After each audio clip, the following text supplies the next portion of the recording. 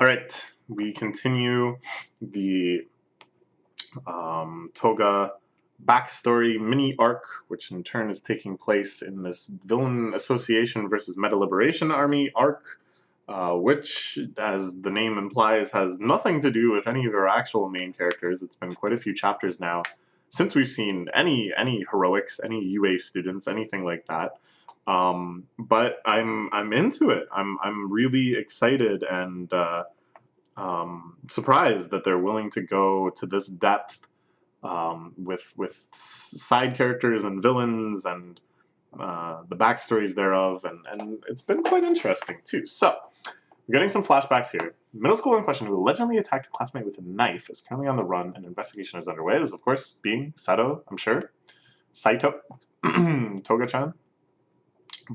Blank was always smiling, a pretty social kid. I saw.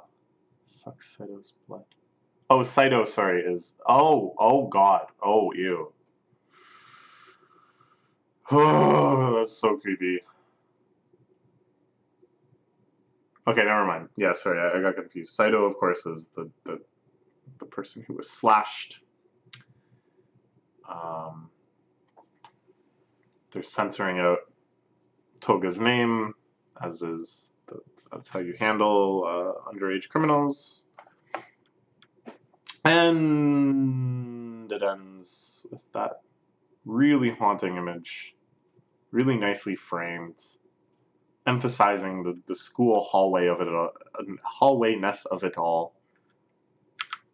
Yeek. Yeesh.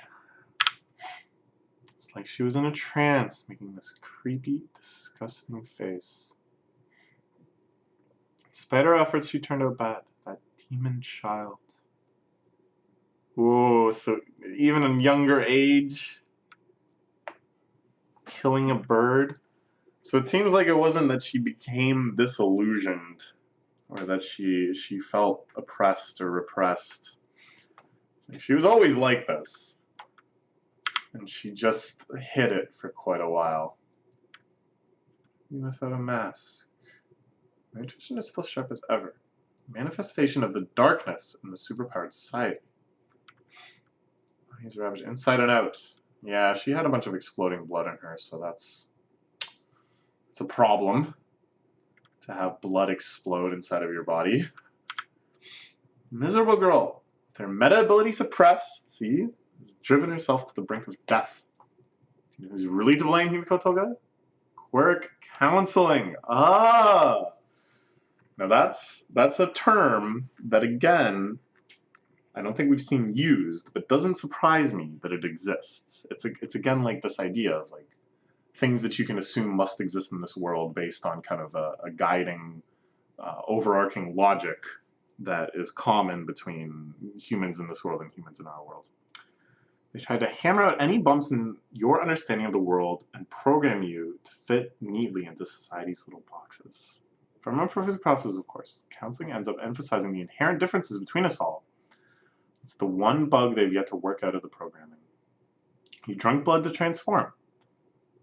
Born with that meta ability, you've always had a strong fascination with blood.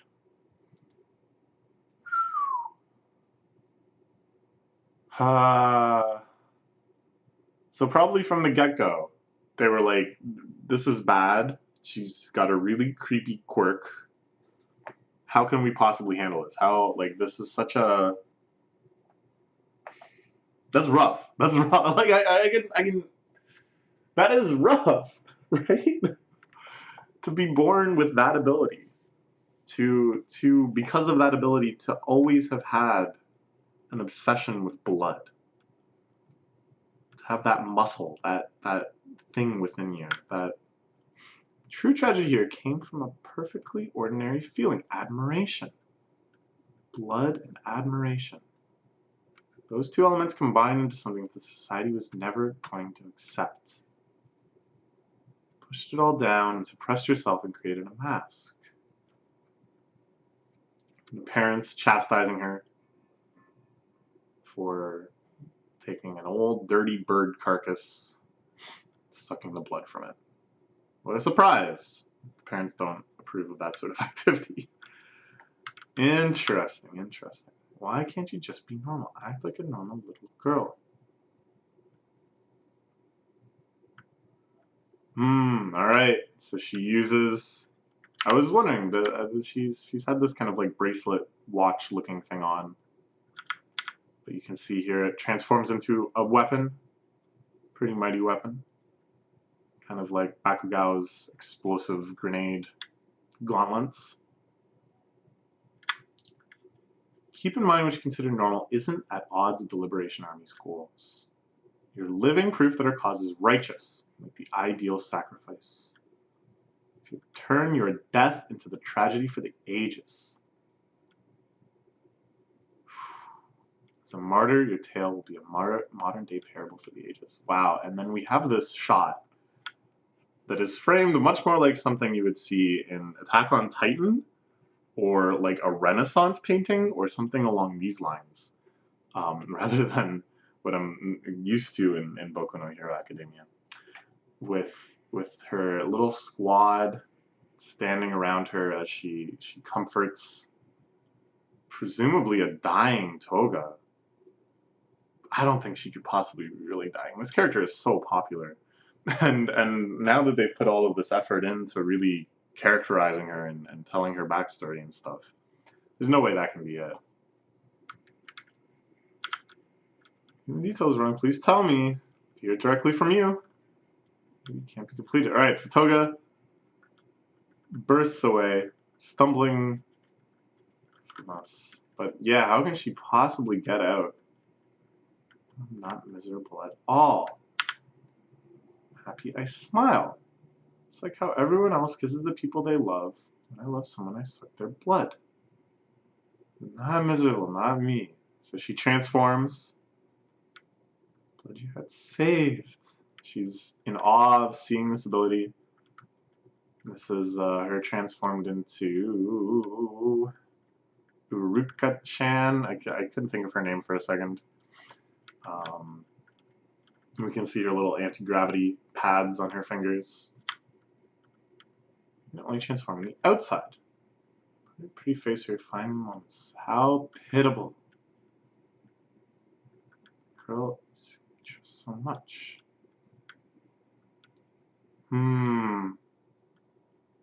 Alright, they're all running in to kill her. It seems like there's really nothing she can do. This guy whose quirk is lasso. His quirk is use rope. has tripped her, and some other freaky looking guys are running in too. I'm gonna be just like you. Oh, I thought it was a 2-page spread. She gets bombed again, but her arm's still rising up. Oh! Whoa. So she's able now. She actually got it. Just like she was on the good guys team. The middle of the battle power-up. Like a proper shonen protagonist. When things looked their grimmest, she powered up. And is now able to use the quirks of the people she's transforming into. And just like Uruka, it seems like she doesn't have full mastery. That making people float makes her a little nauseous. Sometimes blood splurts out of her eyes. I don't think Uruka ever had that problem, but she's putting it to good use, though. All these people are going to be floating away in a second. Oh, man. So that's like really, really strong. That's absurdly strong if she's able to use other people's quirks like that. And I assume that, you know, if she transforms into somebody with a quirk that like requires their strength normally, like maybe she wouldn't necessarily have that strength or that endurance or something like that, you know. But of course, she's very physically capable in and of herself. Like I'm not sure Uruka would be able to weave through a crowd of people like this so quickly. I'm using Checo's quirk. The profile stated the transformation is only external. She just powered up her ability. Fear of death allowed her to grow. Just want to love, live, and die my way, my normal way. I want to be even more like the people I love. Ooh. Dang.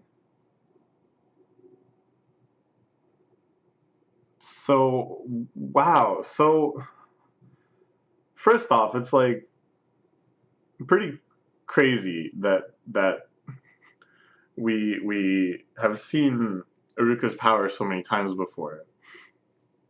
But this kind of like horrific usage of it, this plan of just raising everybody way up into the air and then disabling it and letting them all splat onto the ground.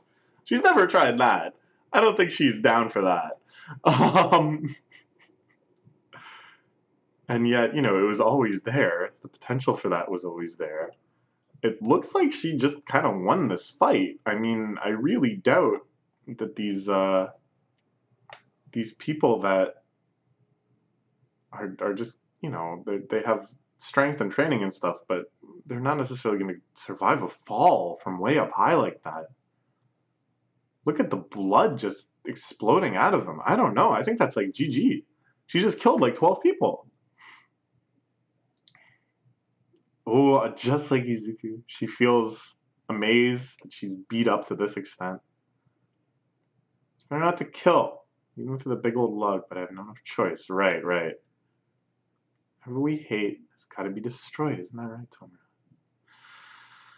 Okay, all right. This is a lot going on here. This is like some twists, some turns, a fantastic little shonen fight, just as we predict from the series, but involving characters and situations that I never would have thought coming.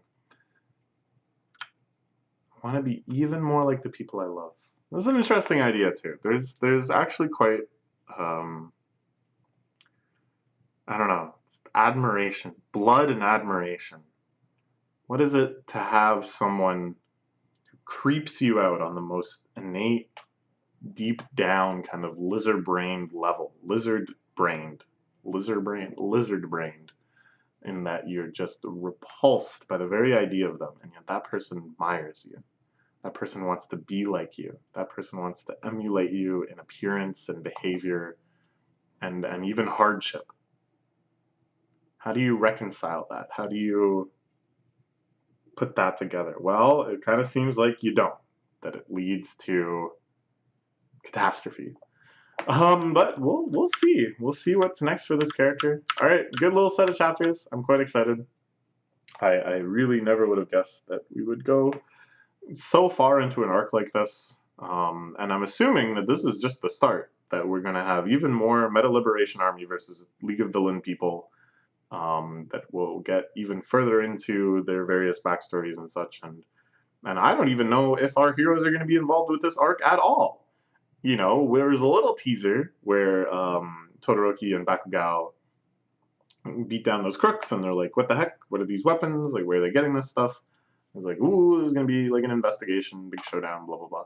But now it's kind of like, you know, they're like, all right, oh, did you ever look into where those weapons are coming from? Oh, that's the craziest thing. Turns out that this manufacturer was part of a crazy revolutionary army, the Meta Liberation Army, but they just like wiped themselves out trying to fight against the League of Villains. So it's done. It's like, oh, geez, League of Villains, huh? That's kind of creepy, but all right, well, maybe. What's gonna happen? I don't know. Okay, bye-bye.